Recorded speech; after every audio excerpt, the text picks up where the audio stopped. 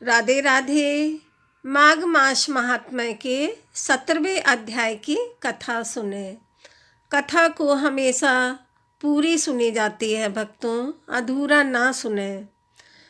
कथा व्यास जी बोले, सब देवताओं और ऋषियों से पूजित होने के पश्चात इंद्र गंधर्वों से स्तुति पाकर अपनी नगरी अमरावतीपुरी को गया। इस तरह प्रयाग में स्नान करने से इंद्र निष्पाप हो गया। सो हे कल्याणी, तुम भी देवताओं से सेवा किए जाने वाले प्रयाग को जाओ। वहाँ पर जाने से सभी पाप नष्ट होंगे तथा स्वर्ग की भी अवश्य प्राप्ति होगी। अप्सरा ने कहा, सो मैंने उस ब्राह्मण के यह वचन सुनकर उसके पैरों में पड़कर प्रणाम किया और घर में आकर सब भाई बांधव, नौकर चाकर, धनादिक त्याग कर शरीर को नष्ट होने वाली वस्तु समझकर घर से निकली और माघ मास में गंगा यमुना के संगम पर जाकर स्नान किया। हे वृद्ध निशाचर, स्नान के महात्म्य से 3 दिन के स्नान से मेरे सब पाप नष्ट हो गए और शेष 27 दिन के पुण्य से मैं देवता हो गई और पार्वती जी की प्रिय सखी होकर अपनी जाति की याद रखती हुई कैलाश में सुख से निवास करती हूँ। हे क्रूर हृदय, इसीलिए मैं प्रयाग के महात्म्य को याद करके सब देवताओं के सहित माघ में प्रयाग स्नान करती हूँ। हे राक्षस, तुम्हारे पूछने पर मैंने अपना यह सब वृत्तांत मुग्ध करने के लिए तुमसे कहा। इसीलिए तुम भी इस योनि में पड़ने और ऐसे कुरूप होने का सब कारण कहो कि तुम किस कर्म से कुरूप और भयंकर हुए हो। तुम्हारी दाढ़ी और मूछें बहुत बड़ी बड़ी हो गई हैं और पर्वत की गुफा में वास करते हो। निशाचर बोला, हे भद्रे, इच्छा की पूर्ति करने वाली, छिपी हुई बात को कहने वाली, हे वामलोचने, मैं निसंदेह कहता हूँ कि मुझे क्रूर जन्मा के भविष्य का उद्धार तुम्ही से शीघ्र होगा। इसीलिए जो पाप मैंने स्वयं किया था तुमसे कहता हूँ। हे शुश्रोणी, सुनो, मैं काशी में वेदों की अनेक ऋचाओं का ज्ञाता था, अनेक ऋचाओं का ज्ञाता था। पुराने समय में बड़े स्वच्छ उत्तम विप्र के कुल में जन्म लिया था।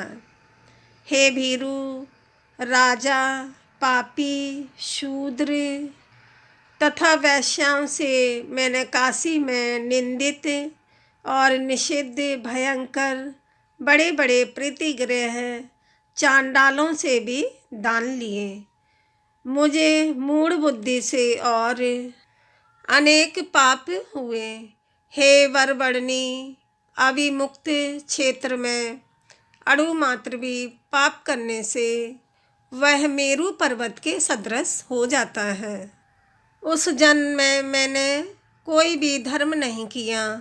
बहुत बाद में वहीं पर ही मृत्यु को प्राप्त हो गया। तीर्थ स्नान पर मरने के कारण नरक में नहीं गया। इस वज्रलेप पाप से मैं अत्यंत क्रूर पापी राक्षस हिमालय पर्वत पर जन्मा।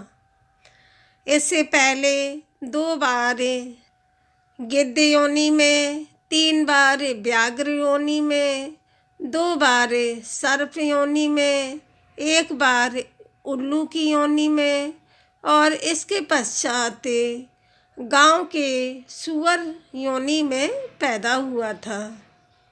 उस जन्म से यह राक्षस का 10वां जन्म है, जिससे 75,000 वर्ष से इसी योनि में हूँ। हे प्रिय, इस दुख से मेरा कल्याण नहीं है।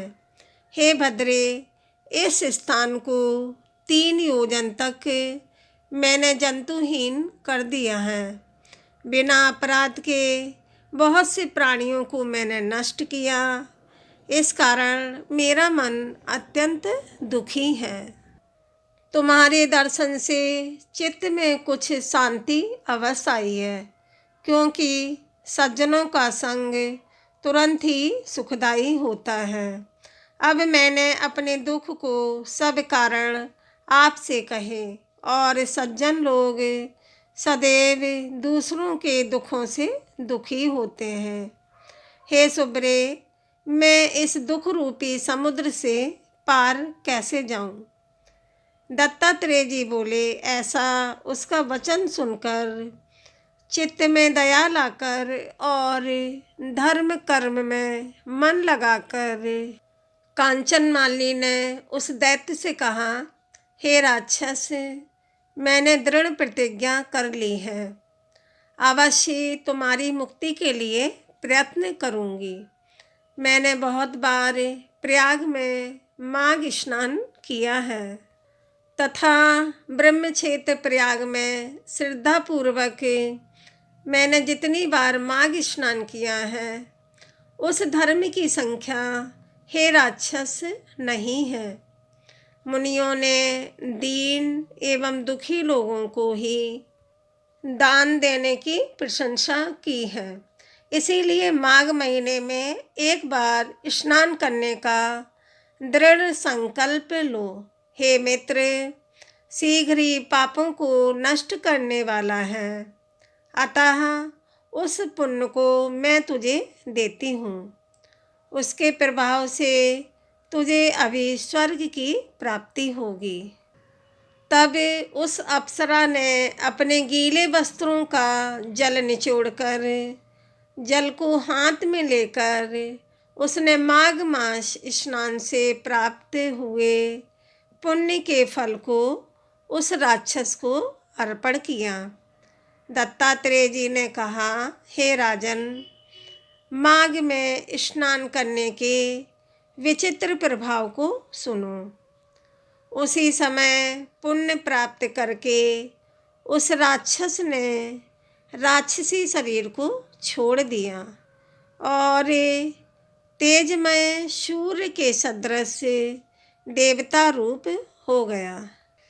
आनंद से आँखों को फुलाकर देवताओं के विमान पर चढ़कर आकाश में अपनी कांति से चारों दिशाओं को प्रकाशित करता हुआ वह दिव्य रूप लिए दूसरे सूर्य की भांति सुशोभित हुआ और कांचन मालिनी की प्रशंसा करता हुआ शोभायमान हुआ और कहने लगा, हे भद्रे, ईश्वर ही जानता है, तुम्हारे इस उपकार से ही मेरा उद्धार हुआ है। अब मेरे ऊपर दया करो। सब नीतियों से पूर्ण, सब धर्मों के करने वाली श्रेष्ठ शिक्षा मुझे दो, जिससे मैं भविष्य में पाप न करूं। तुम्हारी आज्ञा पाकर इसको श्रवण करके मैं स्वर्ग में जाऊंगा। दत्तात्रेय जी ने कहा, हे राजन, उसके मधुर वचन कहने पर कांचन मालिनी ने बड़े प्रेम पूर्वक उससे कहा कि सदैव हिंसा का त्याग करो, धर्म व साधु पुरुषों की सेवा करो, काम रूपी शत्रुओं पर विजय पाओ, दूसरों के गुण तथा दोषों का वर्णन छोड़कर सत्य बोलो, शिव और वासुदेव भगवान का पूजन करो, इस देह, अस्थि, मांस और रुधिर में गर्भ को त्यागो, पत्नी, पुत्र, धनादि की ममता त्यागो, संसार को दिन रात क्षण भंगुर मानो। वैराग्य भाव में चित्त लगाकर योगी बनो, शील युक्त हो और राक्षस शरीर छोड़कर तथा देव शरीर धारण करके और तेजस्वी होकर जल्दी ही स्वर्ग के सुख को भोगो।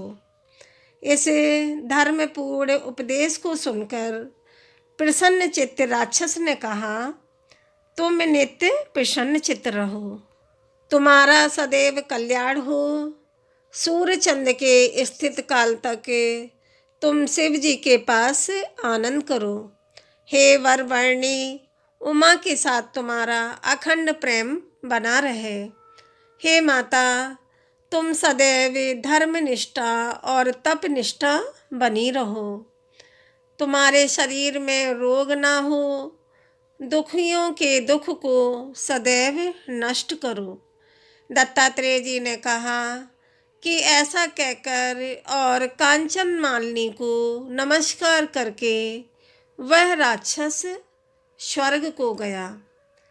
तब देव कन्याओं ने वहां आकर खुश होकर कांचन मालिनी के मस्तक पर पुष्पों की वर्षा की और प्रेम पूर्वक छाती से लगाकर कहा, हे भद्रे, तुमने इस राक्षस का उद्धार किया।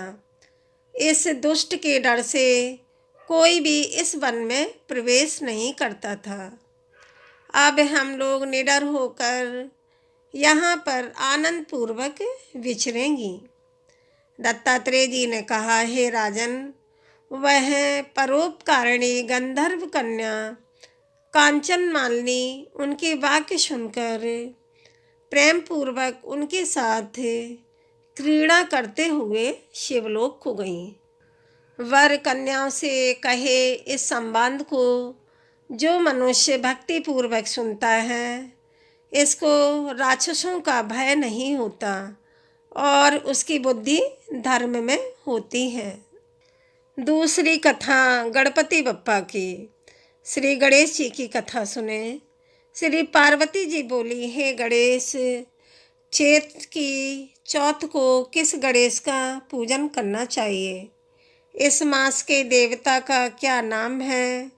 श्री गणेश जी बोले, माँ, विकट नाम के गणेश जी का पूजन करें। यह संकट नाशक व्रत है। व्रती पुरुष पंचगव्य का पान करें और गणेश जी का पूजन करके विजोरा तथा घी का हवन करें। वंद्या को पुत्र प्राप्ति होती है। माँ, सतयुग में एक मकर ध्वज राजा था। वह पुत्रवत प्रजा का पालन करता था। प्रजा सभी प्रकार से सुखी थी। याज्ञवल्क्य जी की कृपा से राजा को पुत्र की प्राप्ति हुई। राजा ने अपने मंत्री धर्मपाल को भार सौंपकर अपने पुत्र का पालन करने लगा। धर्मपाल के 5 पुत्र थे। उसने सभी लड़कों का ब्याह कर दिया। सभी प्रसन्नता से रहने लगे। इसके छोटे लड़के की बहू धर्मपरायण थी। चैत्र मास की चौथ को गणेश जी का व्रत करती। इस व्रत को देखकर सास बोली, यह क्या कर रही हो? तू अपने पति को वश में करने के लिए यह पाखंड करती है। बहू ने सास को मना करने पर कहा कि श्री गणेश जी का पूजन करती हूँ। सास बोली, दुष्ट, चेटक बंद कर, नहीं तो तुझे मैं मारूंगी। बहू बोली, माता जी, मैं संकटनाशक गणेश जी का व्रत कर रही हूँ। सास को बड़ा गुस्सा आया और अपने छोटे बेटे से बोली, पुत्र, तेरी बहू चेटक कर रही है। हम नहीं जानते कि कौन गणेश जी हैं, व्रत क्या है और ये फल क्या देते हैं। यह मेरे मना करने पर भी व्रत कर रही है। तुम इसे खूब पीटा करो। माँ के गुस्सा होने पर पुत्र ने बहू को खूब पीटा। कड़ी पीड़ा और कठिनाई के साथ भी श्री गणेश जी का व्रत किया, प्रार्थना की कि हे गणेश जी, हमारे सास ससुर के हृदय में अपनी शक्ति उत्पन्न करो। श्री गणेश जी ने राजा के पुत्र को धर्मपाल के घर में छुपा दिया। उसके वस्त्र आभूषण राजा के भवन में डालकर अंतर्ध्यान हो गए। राजा ने अपने पुत्र को आवाज़ दी, परंतु वह नहीं बोला। तो वह ढूंढने लगा और मंत्री को बुलाकर बोला, मेरा पुत्र कहाँ है? वस्त्र आभूषण मिल गए, परंतु लड़का नहीं मिला। मंत्री ने कहा, मैं नहीं जानता हूँ कि राजकुमार कहाँ गया। मैं नगर, बाग, जंगल आदि में ढूंढवाता हूँ। तभी राजा ने कहा कि और नौकरों को आदेश दिया कि शीघ्र राजकुमार का पता लगाओ। दूतों ने चारों ओर तलाश किया, परंतु राजकुमार का पता नहीं लगा। दूत राजा से बोले, हे नाथ, राजकुमार का कहीं भी पता नहीं चल रहा। राजा ने मंत्रियों को बुलाया और उनसे कुमार के विषय में पूछा कि राजकुमार कहाँ है? धर्मपाल, कुमार कहाँ है? अरे दुष्ट, कुल सहित तेरा वध करूँगा। राजा को धर्मपाल ने प्रणाम किया और कहा कि मैं कुमार को ढूंढता हूँ। धर्मपाल अपने घर गया और अपनी स्त्री बच्चों से सभी समाचार कहा कि राजा हमारे कुल का वध करेगा। अब मैं क्या करूं? मेरी रक्षा कौन करेगा? सास ससुर के ऐसे वचन सुनकर छोटी बहू बोली, पिताजी, आप इतने दुखी क्यों हो रहे हैं? यह हमारे ऊपर गणेश जी का प्रकोप है, इसीलिए विधि पूर्वक गणेश जी का व्रत करो।